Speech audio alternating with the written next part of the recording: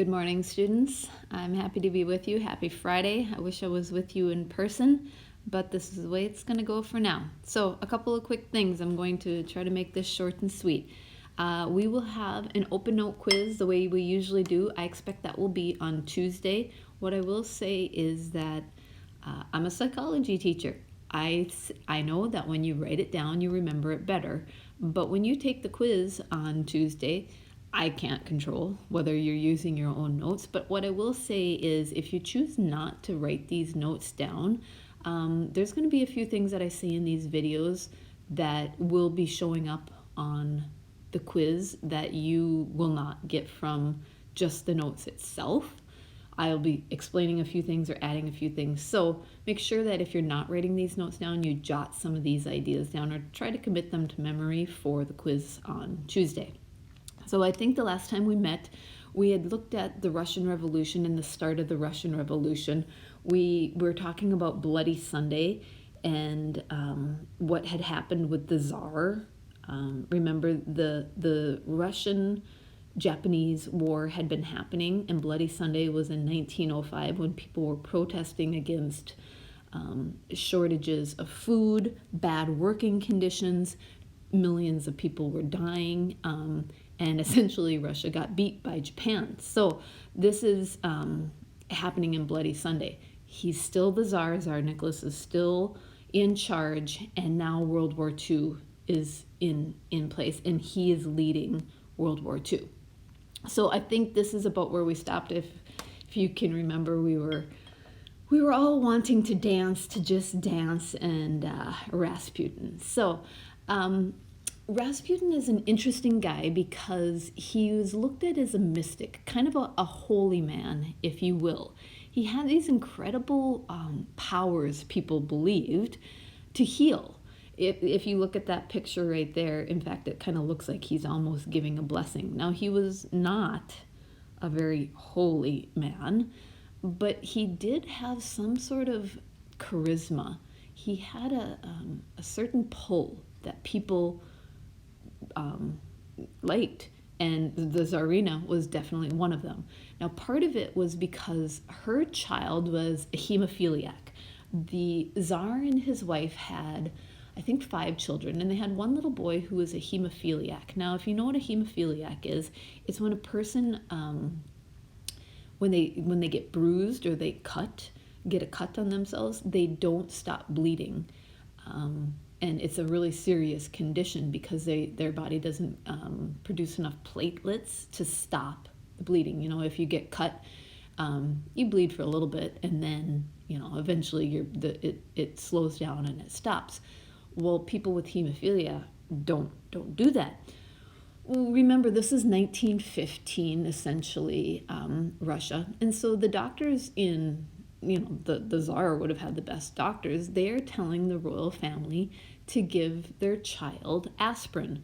It was a very common, actually, medication at that time and one that would have been available. And so they told the Tsarina to give her little boy, when he got hurt or when he had a cut, to give him aspirin. Well, what they didn't know is aspirin is actually a blood thinner. So it did the opposite effect. It actually made him bleed more. So eventually, Rasputin says, just stop listening to the doctors. Just listen to me. I will cure your boy. And he says, stop listening to the doctors, which the Tsarina does. And he essentially makes the little boy's life better.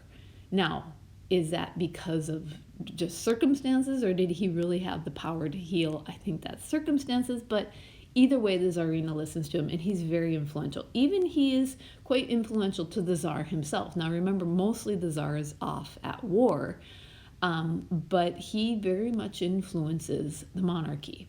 All this time, the people are very upset about what is happening in Russia. Remember, when everything had happened with Bloody Sunday in 1905, Russia was well aware that they were not technologically, they were not industrially equipped to be in a war of this scale. I mean, they even were not equipped to be in a war with Japan in 1905, the Japanese-Russo War. And so by the time they get to World War One, we saw this chart before where millions and millions and millions of soldiers are dying in Russia. So eventually Rasputin gets assassinated, but the damage to a corrupted monarchy was already done. Now that's a really cool story about Rasputin getting assassinated, and I do encourage you to find out. Long story, he falls in a river, they throw him in a river, he survives, he gets out, they shoot him, he does die. Okay, so the bread riots then break out, and we have heard of these bread riots before. You remember when we talked in the French Revolution? I think you can almost understand of people's desperation. Like people are scared and they're anxious and they're facing starving times. So these bread riots in 1917 are going on, and Nicholas orders the rioters to be shot if they're not dispersed. So he gives them a warning. This is a lot like Bloody Sunday, though. Essentially, these are people who just want help. They just want change. They want something from their government because they don't have what they need. They don't have food. And the rioters are shot. Now, how it's different from Bloody Sunday in 1905 is that the soldiers join in these riots. Whereas before the soldiers were loyal and obedient to the Tsar and carried out his orders, now they are not. And the soldiers themselves are turning on their government, on the Tsar. And the Duma, if you remember from several chapters ago, the Duma was the legislative body of Russia. The Duma and the army then forced Nicholas to step down. Remember, the Duma was this legislative body, but essentially Nicholas didn't do anything they wanted. I mean, they were useless. This is their opportunity to kind of flex their muscles. With the help of the army, Nicholas is forced to step down, and that brings the end of the Romanov dynasty, or the Romanov monarchy, in 1917. So you can see the writing on the wall. They're in the middle of World War I. They no longer have a recognized leader. Somebody's got to fill that role. Somebody has to kind of fill that vacuum of power, and we know that it's going to be Lenin. Before we even get to how Lenin takes up his power, and you can see Lenin right there, what have started coming up in all over Russia, but especially in Western Russia, are what are called Soviets. Now, Soviets are councils of workers and soldiers, and they're kind of making up this new government. Think of Soviets a little bit like, think of them like unions, but like a city council. So there would be a city council, but they would be union members. Well, these Soviets are kind of popping up all over Russia.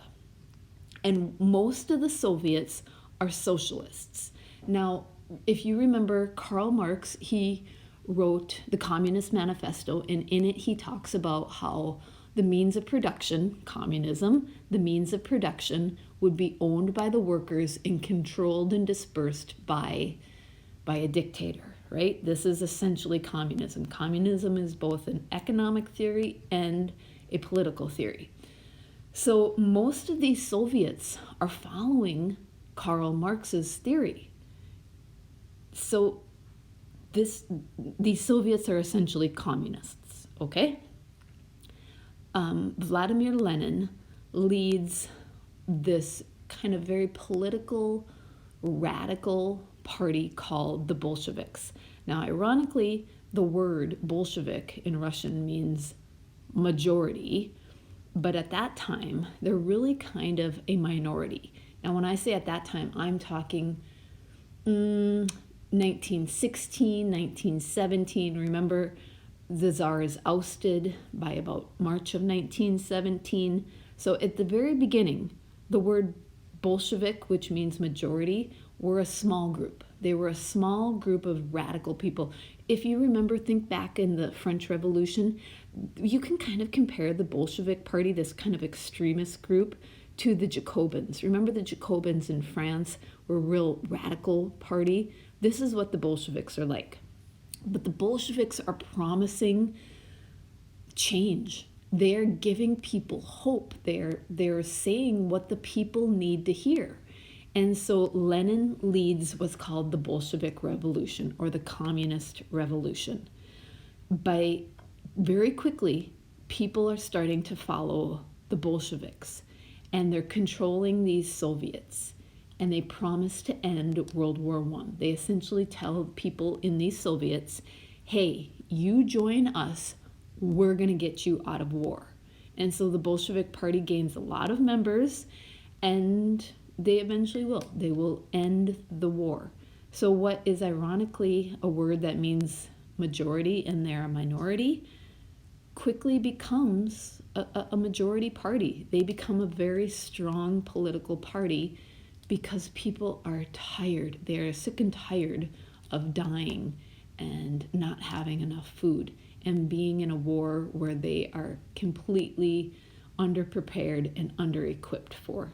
And millions of them are dying. And so the Bolsheviks say, we're going to get out of this. So the party gains a lot of members, and Trotsky, you can see Trotsky there on the bottom right. Trotsky is going to be the head of one of the largest Soviets. Now, Lenin is the one who's really in power, but Trotsky is going to be the head of the largest Soviet in Russia. And the largest Soviet in Russia is in Petrograd. Now, this is something that you should write down. Petrograd has been renamed from St. Petersburg. So St. Petersburg, you remember where St. Petersburg, the capital, was moved from Moscow to St. Petersburg because it was right on the Baltic, and Peter the Great, wanted to make Russia more accessible for trade.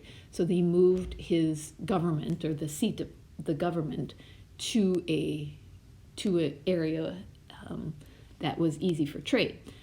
So this city of St. Petersburg renames itself to Petrograd during World War I.